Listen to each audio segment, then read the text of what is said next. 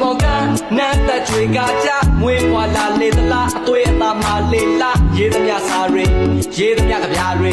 လိုက်လို့မမီနိုင်အောင်ငေးရမှာမသွေချိုးသောပြုံးလေးတွေညိုမျက်လုံးလေးတွေဝါဝင်းနဲ့သားရေးဖြောင်းစင်းနဲ့စပိန်ရှိခန္ဓာကိုချိုးစားဂီတာရှိတ်လေးလို့နေမြင့်တက်ကြကာယံတွေညီလို့ဖြေကနေကြည်လဲမယုံ